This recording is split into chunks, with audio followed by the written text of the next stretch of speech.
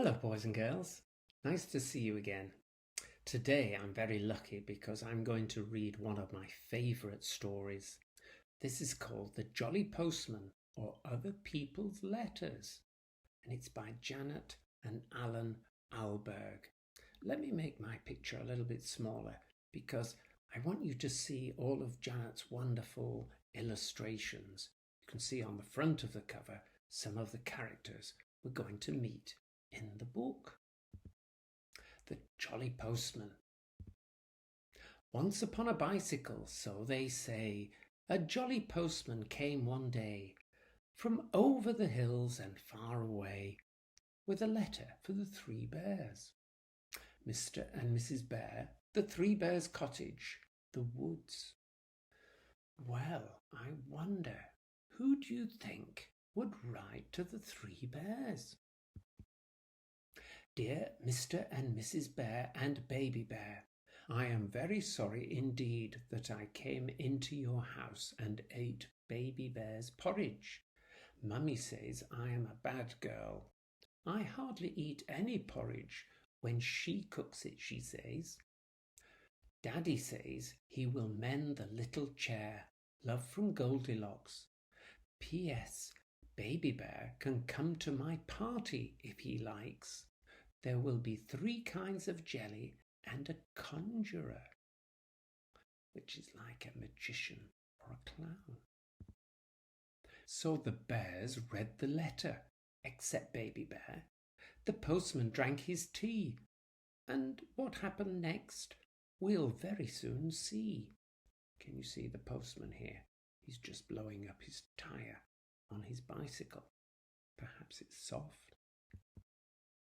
Off went the postman, toodaloo, in his uniform of postal blue, to a gingerbread cottage and garage too, with a letter for the wicked witch.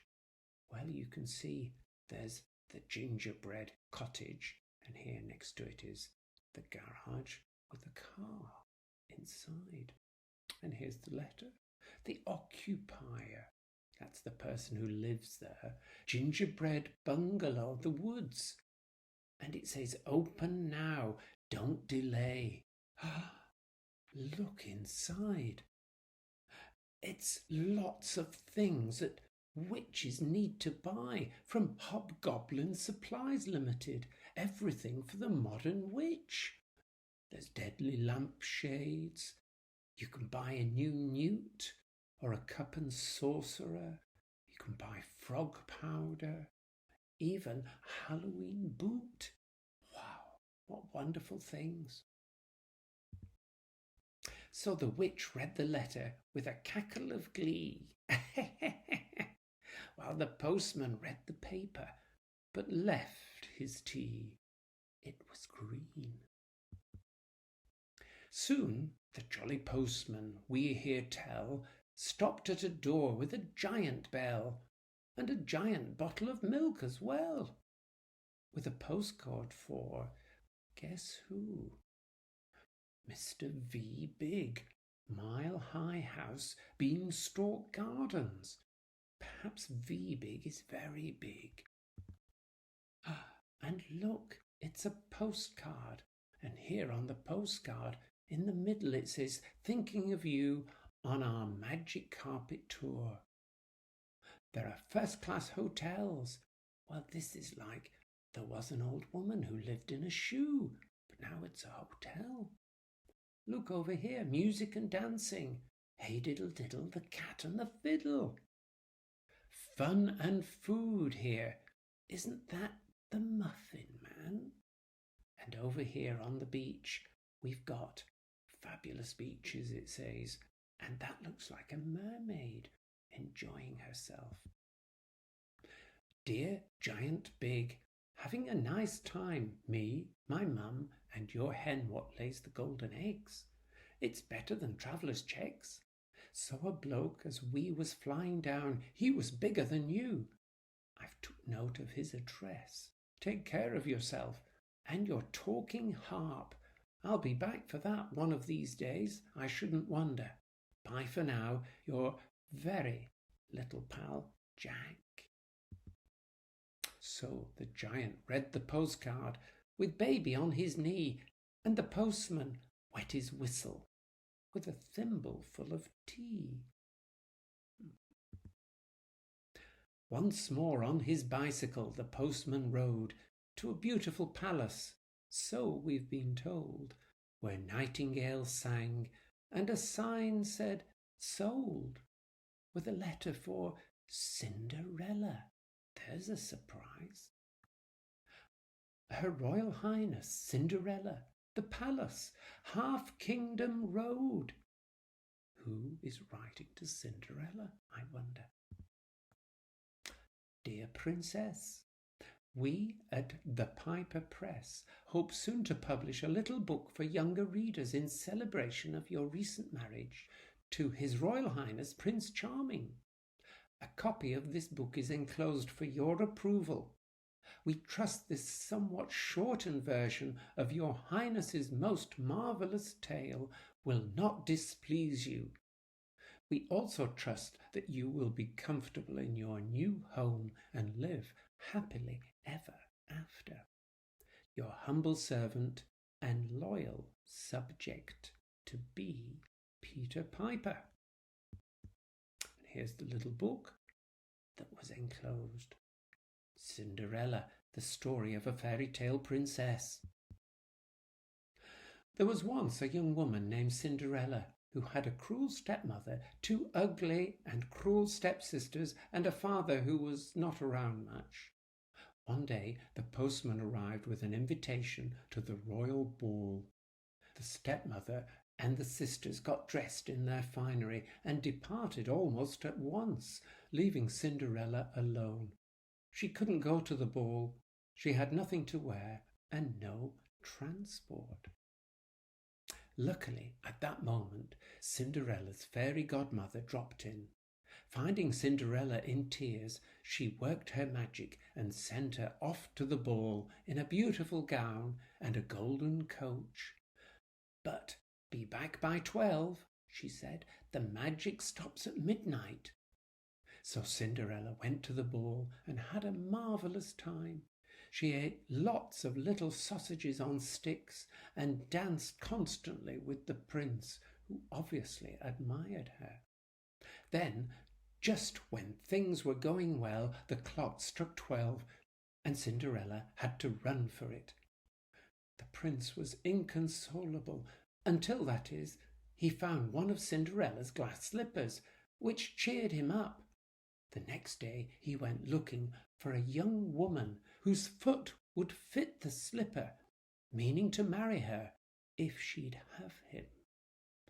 All the women in the town, young and old, and even the ugly sisters, tried on the slipper, but without success. Then, finally, Cinderella tried it on, and it fitted, of course. And that was that. A few days later, Cinderella and the prince were married. Telegrams of congratulations arrived from every corner of the kingdom, and the newspapers were full of the event. Fairytale Princess, the headlines proclaimed, which, on this occasion, it must be said, was really no exaggeration at all. The end. That's the back of the little book. A story of magic and romance, glass slippers and little sausages on sticks. The best happy ever after tale of all. So Cinder's read her little book. Can you see she's holding it in her hand? The postman drank champagne, then waddled off on his round again, and again, and again. Oops, you see, perhaps he had a little bit too much champagne to drink. Later on, the postman, feeling hot, came upon a grandma in a shady spot. But grandma, what big teeth you've got! Besides, this is a letter for, B.B. Wolfe, Esquire, care of Grandma's Cottage, Horner's Corner. Could that be Big Bad Wolf, I wonder? And it's a letter from Meeny Miny Mo, solicitors.